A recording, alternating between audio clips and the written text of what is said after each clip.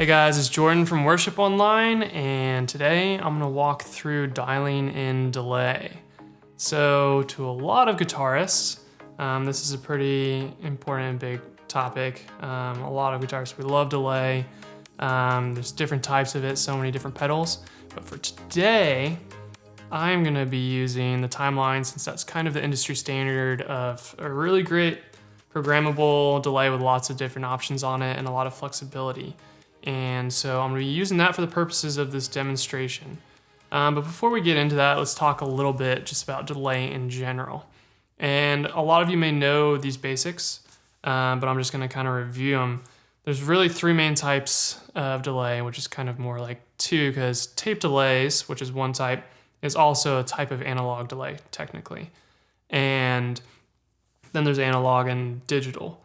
And so the biggest differences between those three types, from my understanding, what I've read, is that digital a lot of times going to get the full frequency spectrum. You get all the fidelity, the low end, and all the high end. It's crisp and clear, and that can be manipulated and dialed in different ways. So that can be totally filtered. It doesn't have to sound that, but a lot of times digital can have that full spectrum of frequency response. Now, when it comes to analog and tape, analog is usually going to be a warmer sound. It's going to be a bit darker. And so there's going to be less high end. When you go more to the tape side of things, you start losing a little bit of low end, and it gets filtered more that way, high passing technically. And you get a little bit more highs than a traditional analog delay.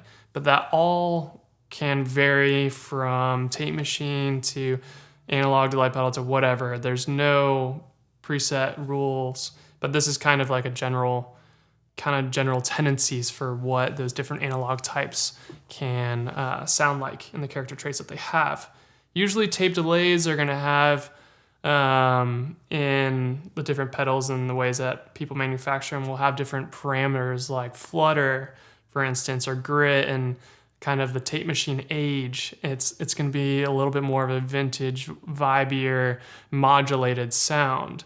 So it's a little bit, it can have more character to it than like a traditional digital delay that's pristine, something like a Boss DD6 or something like that. Yeah, it all can vary depending on the pedal. And so I'm not going to necessarily walk through those different sounds right now because they can all kind of vary, but I'm going to use the digital mode on the timeline as a demonstration because of the way it approaches the filter.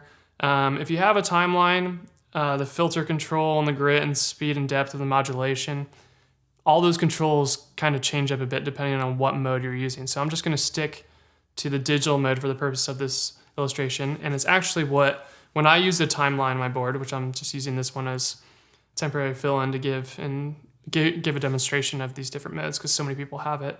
But when I used it, I used the digital mode a lot because of the flexibility, mainly in the filter and also the modulation. It was just really easy for me to dial things in and have that control over it. A lot of people use the timeline. They use the tape mode because it just has a lot of character and vibe to it. So feel free to experiment with it, see what works best for you. I tend to prefer darker delays in a lot of ways, so I will filter the digital modes to sound more analog. I like the delays to kind of sit underneath my actual tone. Even in my fractal, which I'm using now, I will use a low pass to filter out the high frequencies, which is a different way of filtering it. But on the timeline, there's just one filter control. And in the digital mode, all the way counterclockwise to the left, you're getting the full frequency response. It's going to have all the high end and all the low end. And it's like, it's very pristine in how it replicates the signal of what you're playing on your guitar. And I'll just demonstrate that for you. So here's a basic eighth note delay I have for all the way counterclockwise. Let's turn up the mix just for the purposes of this demonstration.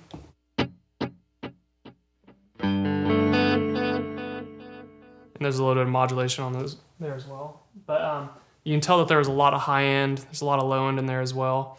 The timeline in the settings, you can add a high pass filter. So I have that high pass at 100 hertz. For those of you who are a little bit more nerdy, it gets rid of some of the rumbling low end and muddiness to it.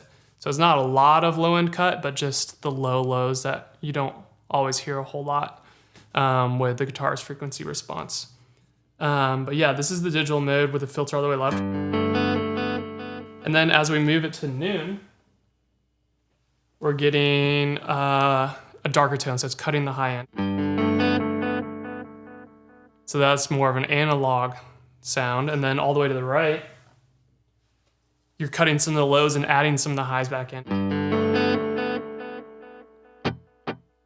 until it's a little bit brighter. And so that's kind of more of a tape delay sound. So when I would use this mode, noon would be kind of my starting point, and which is kind of a little bit more analog. And if I wanted the delay to be more clear and cut through, I would dial it off to the left, just like this. So not like fully digital and pristine sounding, but still a little bit warm. And so that all kind of depended on the preset that I was using. But it really depends on kind of what you want to do if you really want the delays to cut through. One way to approach it, and there's no rules for this, you can do whatever you like. This is just kind of some general rules of thumb of how I look at it. You can use a lower mix with a brighter delay, and that will give you a different sound. Or you can use a higher mix and a darker delay. And if you look at it that way, the delay levels will kind of cut through in a similar way, but just be different. You'll probably get more sustain and wash out of a higher mix and a darker delay, and you'll probably get more of a crystal clear, like pristine sound by using a brighter delay with a lower mix. Yeah, so that's kind of the filter. It's a really important control. That's usually what I'm adjusting the most when I'm creating presets. But let's talk about the mix. As a general rule of thumb with the timeline, if you set everything to noon, it's gonna sound pretty good, except for some of the modulation settings. But that's kind of the way a lot of pedal manufacturers design their pedals to work, because they know that people are gonna use that as more of a starting point. If you just want like the most basic delay setting that'll work in pretty much any song, you can just set the mix and repeats and filter to noon and use an 1/8 note delay and you're good to go. It's never gonna be too overpowering, but it's gonna give you texture and vibe and sustain, and you can't really fail with that. That's kind of a starting place that I always went to with the timeline. Now for other presets, it was always kind of a matter of just adjusting mix, repeats, and filter. So if I was doing like a lot of kind of like palm muting or something in a more up-tempo type song, I would dial the mix and repeats back like this.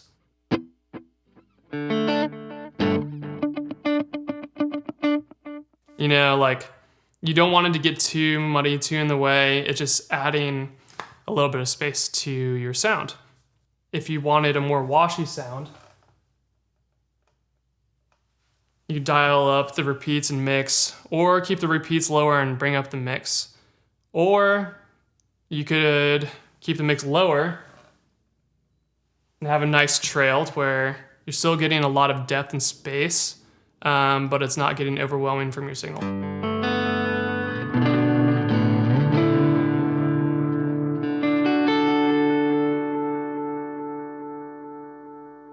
So that's going on for a while, but that's going to give you a lot of sustain. But I wouldn't do that a whole lot. For heavier delay sounds, I would keep it more around here. And so on the timeline, the mix at around 1:32 o'clock is pretty equal to the level of your actual dry signal. And so if I wanted a delay that was cutting through, that was audible and was more of an effect, it's all an effect, but more of a noticeable effect, I would put it around here and add in some modulation and make it just a very notable thing. Around noon, you have like 5 or 6 repeats. You go up from there, you're getting like 8 or 10, something like that. But I would use this with kind of like a palm muting part a lot.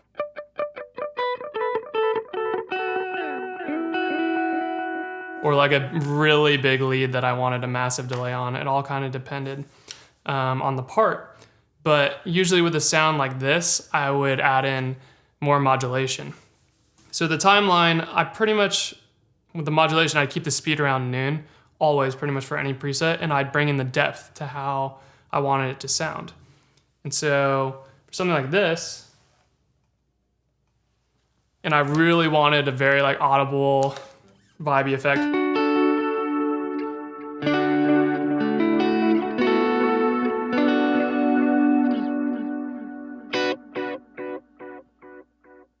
I loved adding a lot more modulation to it because it just gave a lot of flavor to the part. But for most presets, I always just added in a little bit of depth with the speed at noon.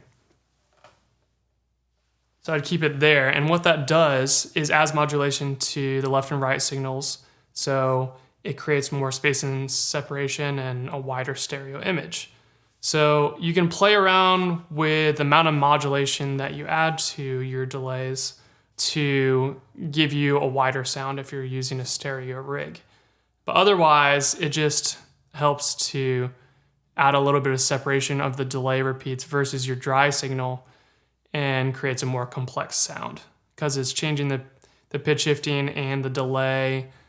Well, you can get pretty nerdy there and when you're trying to describe what the modulation, the chorusing, and vibrato aspects are doing. But yeah, it's changing the pitch of the delay repeats quickly depending on the rate and the speed that you're setting it at, and it will give you different flavors and make things more complex. I like faster and medium rates, but I just found like the noon rate seemed to work really well for me. But yeah, that sums up pretty much how I approach the Strymon timeline. The way I approach it on other pedals is always different. Each pedal has its own flavor, and there's no rules for it. You can make it washy, or you could make it as a subtle part to just make your parts sound more professional. In the studio, when it comes to delay, a lot of engineers and mix engineers are just adding a small amount of delay just that you can't hear at all, just to make the part sound more mixed and polished. But in a live setting, you definitely have to be aware of how this is translating in the room, because there's so much reverberation in certain rooms that a lot of things can get really overwhelming and really lost. One other thing about just the tonality of delay is that also in a live context, you're not really hearing massive differences between different delay types. A lot of people get really hung up on like analog versus digital and tape and different things. And to me, that plays more of a part into how inspired you are and which affects how you play, more so than how someone is hearing you at front of house. Because if you have someone play guitar and change settings and you're staying at front of house, try it sometime. Like your ability to discern the differences between like an analog and a tape delay that are EQ'd in similar fashions is going to be extremely hard. I promise you. So don't get too hung up being like, oh man, I need this pedal for worship. You know, I need to like have this pedal that this person's playing or whatever. Like I need a tape delay now because I saw X player using a tape delay or using the tape mode on the timeline. Honestly, you can use whatever, just find whatever's your personal preference, and you might like really clear digital delays. It all depends. So yeah, just explore different things, try different types and see what works for you. I'm always trying to find different ways to flow, just because that's such a big part of worship, and not getting in the way of the vocal, but creating an atmosphere that's unique, creating emotion in the room. There are so many different brands and types of amps out there, but there's really 3 main types. The goal is just to make it sound as full plus articulate as possible.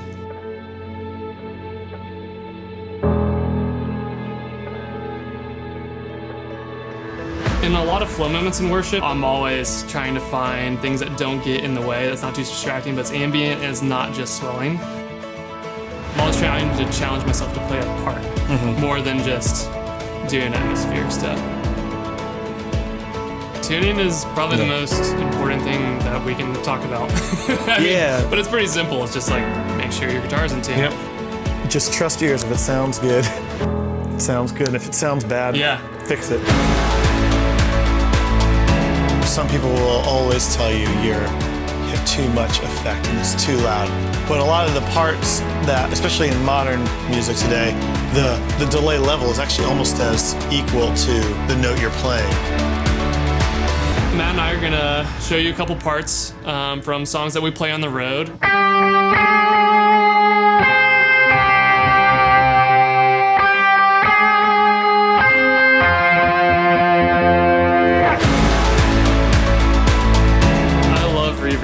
I love the concept of space. So I really like fuzz. I get to use it with Matt Maher, a decent amount with like slide.